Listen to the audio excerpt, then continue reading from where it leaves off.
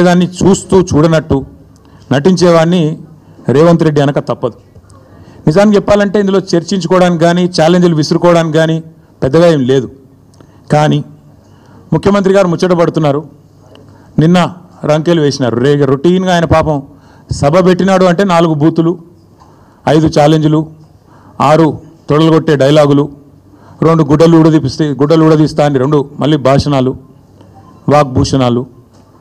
ఈ టైప్లో షరామామూలుగా గత 18 నెలలుగా టైంపాస్ కార్యక్రమం ఏదైతే నడుస్తుందో ముఖ్యమంత్రి ముచ్చటపడుతుండు. కాబట్టి ఇప్పుడైనా ఎప్పుడైనా ఎక్కడైనా మేము రెడీ చర్చకు. నిన్న ముఖ్యమంత్రి గారు పేరు తీసుకొని మరీ పిలిచిండు.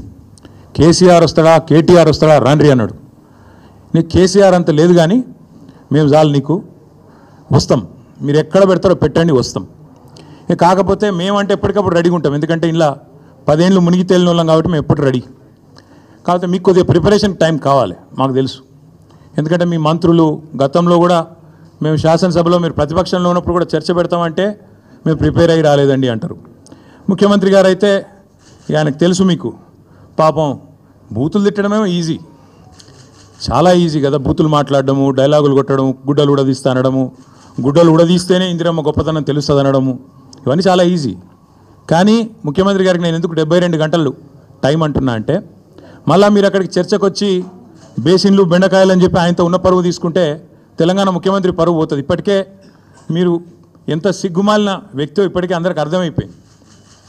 ఎవడన్నా అడుగుతాడండి ముఖ్యమంత్రి, దేవాదుల గోదావరి బేసిన్లు ఉన్నదా అని అడిగే పరిస్థితి ముఖ్యమంత్రిది. బేసిన్ తెలియదు, బెండకాయ తెలియదు. దాంతోపాటు ఇంకా దరిద్రం ఏంటంటే నల్లమల పులి అని చెప్పుకుంటాడు. నల్లమల తెలంగాణలోనే ఉంది కదా అని అడుగుతాడు మీటింగ్లో. అంటే ఇంత నికృష్టమైన వ్యక్తి కాబట్టే కొద్దిగా ప్రిపేర్ అయ్యేందుకు టైం, వారికి 72 గంటల సమయం ఇస్తా ఉన్నాం. లేదు ముఖ్యమంత్రి గారు కనుక ముచ్చటపడి లేలే మా సొంత ఊరికే రండి కొండారెడ్డిపల్లి కంటే అక్కడికైనా వస్తాం, లేదు మా సొంత నియోజకవర్గం కొడంగల్లో పెడతా నేను అంటే నీ ఇష్టం, అక్కడైనా పెట్టు. లేదు మా నాయకుడు కేసీఆర్ గారి సొంత ఊరు చింతమడకకు వస్తావా, అక్కడ రెడీగా ఉంటాం. లేదు మా నాయకుడు కేసీఆర్ గారి నియోజకవర్గం గజ్వేలు, అక్కడికి వస్తావా, నీ ఇష్టం. ఊరు నీ ఇష్టం, ప్లేస్ నీ ఇష్టం, సమయం డేటు అన్నీ నీ ఇష్టం. నేను రెడీ, మా పార్టీ తరపున నీ సవాల్ను స్వీకరిస్తూ ఉన్నాం. ఇందులో ముఖ్యమంత్రి గారి తరపున, మరి ముఖ్యమంత్రి గారు ఇచ్చిన సవాల్ను పార్టీ తరపున నేను స్వీకరిస్తూ ఉన్నా. వాస్తవాలు చెప్పాలి అంటే దశాబ్దాలుగా దగాబడ్డ తెలంగాణను కేసీఆర్ గారి నాయకత్వంలో ముఖ్యంగా వ్యవసాయము, సాగునీటి రంగంలో ఎట్లాంటి విప్లవం సృష్టించినామో ప్రజలందరికీ ఇప్పటికే వారి అవగాహనలో ఉంది, వారి అవగతంలో ఉంది, వారి అనుభవంలో ఉంది. అయినప్పటికీ కొన్ని విషయాలు గుర్తు చేయాల్సిన బాధ్యత మా మీద ఉన్నది. ఆనాడు సమైక్య రాష్ట్రంలో తెలంగాణను నీళ్ళు ఇవ్వక ఎండబెట్టినారు కాబట్టే, కరెంట్ ఇవ్వక కాల్చక తిన్నారు కాబట్టే తెలంగాణ ఉద్యమం పుట్టింది.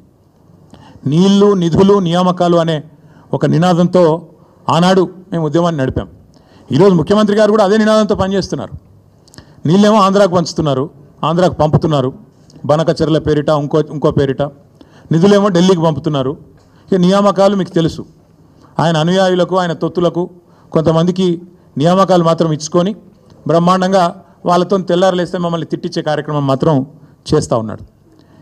వాస్తవం ఏంటి అంటే స్వతంత్ర భారతదేశ చరిత్రలో 78 ఏళ్ళ భారతదేశ స్వాతంత్రానంతరం ఏ ప్రభుత్వము కూడా కేసీఆర్ గారి ప్రభుత్వం చేసినంతగా రైతులకు ఎన్నడూ సాహసోపేతమైన కార్యక్రమాలు తీసుకోలేదు అనేది అక్షర సత్యం. రైతు బంధు అనే ఒక విప్లవాత్మకమైన పథకం